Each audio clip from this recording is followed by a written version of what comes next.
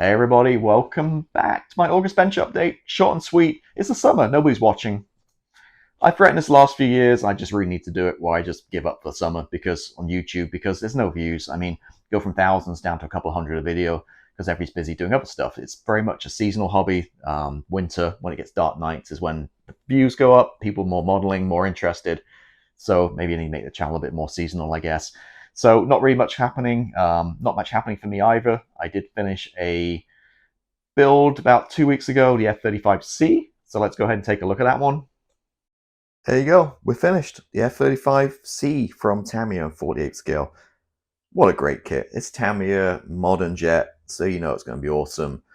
A lot of different configurations here. You have the canopy down as I have. You have another canopy, so you have it up.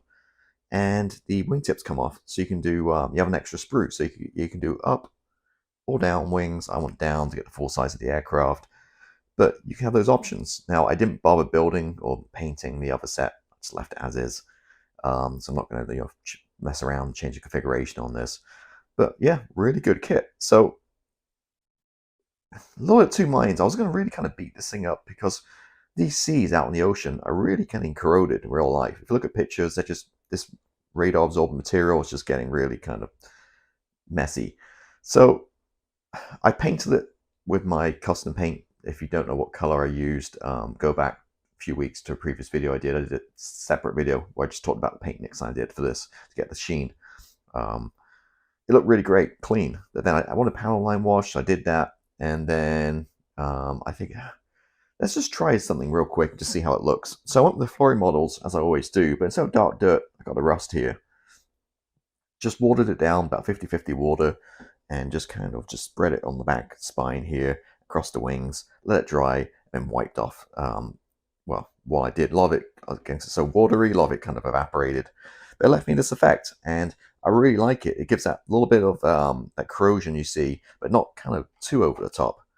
But the light here, you can see, hopefully see how we're looking. So here's the aircraft. It, again, goes together beautifully. The key with this one, I would say, is just really follow the instructions. It's quite complex in parts, especially with the gear. So long as you put the doors in and the parts and the order and instructions, you have no problem at all. For example, I will show you this beautiful weapons bay down here. There's a part that kind of sticks in that this goes on. You got to put these center doors on first, and then a part goes on the outside. I glued them in first, had to remove it, that kind of stuff. So just really just pay attention to the instructions, follow the order they have. Also messed up here a little bit the gear. It was hard to get the doors in. I think you'll do it first and then attach the gear, maybe would be my tip there. But then it kind of opened up a little bit. You got the hatch with the ladder. You got the fuel probe out. You can always put it away, and you got the rest of the hook back there as well. 3 missiles on here. The other one, I lost one of the parts on the floor somewhere, so lost one of the fins. So we went with 3, so 1 missing on the pylon, but no big deal there. And again, all this beautiful detail. Tamiya does a great job, for sure. Now I went with the Argonauts, which was scheme number A. There's a ton of different schemes on there, Marines and Navy. I want to do a naval one, and I also, yeah, they weren't really, yeah, they're all kind of low vis, nothing really to write home there. Just finding a way to hold this thing. So you can see the, oh, oops, just broke the pylon off.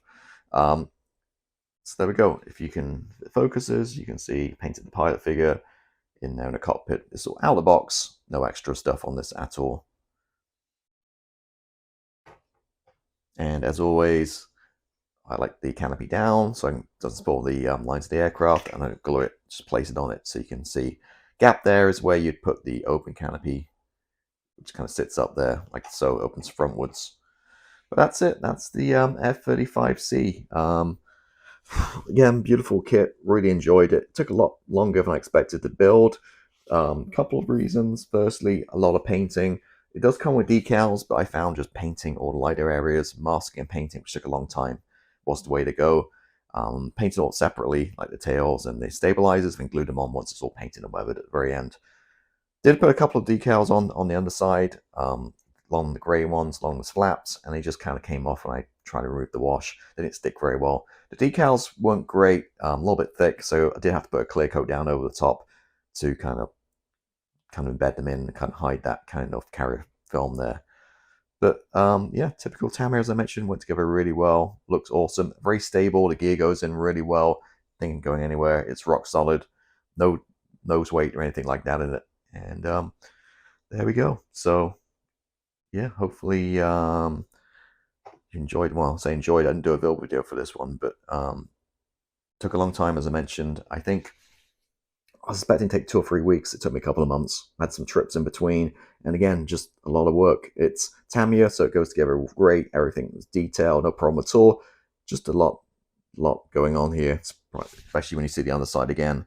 You know, all this work in the bay, all this hand painting, all these other areas and stuff as well. So that's it. Highly recommend it. This goes well with my A, which I've built already. And actually, you know what? Let's get the A out the box and just take a look at it real quick, compare them. So the C is obviously larger for the carrier. This is my, remember I did a video build on this one. This was a few years back when it first came out.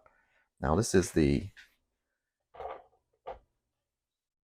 Aggressor. I did it. So this is the A, and that's the C. You can see it's very much larger wings service and that. But I got the B in the stash, so I guess now I've got to build the B, right? Put it next to it and complete the trio. So there we go. That was finished, I said, a couple of weeks ago. Just haven't been out here to do any work. No desire to do modeling right now. Just everybody needs a break now and again, and me for sure. Just a little burnt out. So enjoying other hobbies, which we'll talk about real quick in a minute, and just taking a little break. But fear not, I do have another kit on the bench there to start probably maybe back end of the month, maybe next month, get back into the swing of things as well. Everything's still going on Patreon, all the videos and stuff, all the build videos, no problem at all, don't worry about that. We'll make a decision soon as well about build videos moving forward. Whenever I don't get much views on them on YouTube, people always complain that I waffle too much, I talk too much on the videos, I'm not showing enough detail. Well, my response to that always is, I've done about 35, 40 build videos. I've done 30 times how to put a decal on. I don't need to keep showing the same thing over and over again. It's getting very repetitive. I just try to focus on certain areas of that kit. So it doesn't go down very well on YouTube. Patreon's much better, more positive reaction over there. So what I'm thinking is all these build videos I do every other week now will probably just be on Patreon moving forward for the F16 and the SU27. And all these future ones I'll just put on Patreon. So it's only $2 a month. It's barely anything. Just go over to Patreon. You can catch all the build videos over there if you want to watch them. But on YouTube, I'll probably keep it a little bit more streamlined and less waffly videos.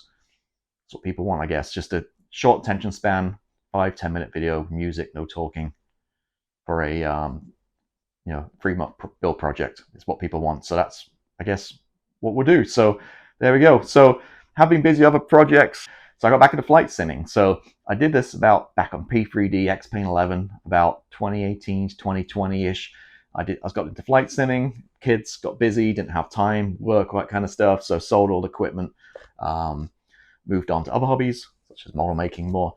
And just got an inkling recently to get back into it. It's more time now. I have more time in my hands. So I got myself a copy of Microsoft Flight Simulator 2024. I spent the last few weeks learning the Phoenix A320, which is a great aircraft, and just fancy trying something different. So one of my favorite aircrafts is the 777.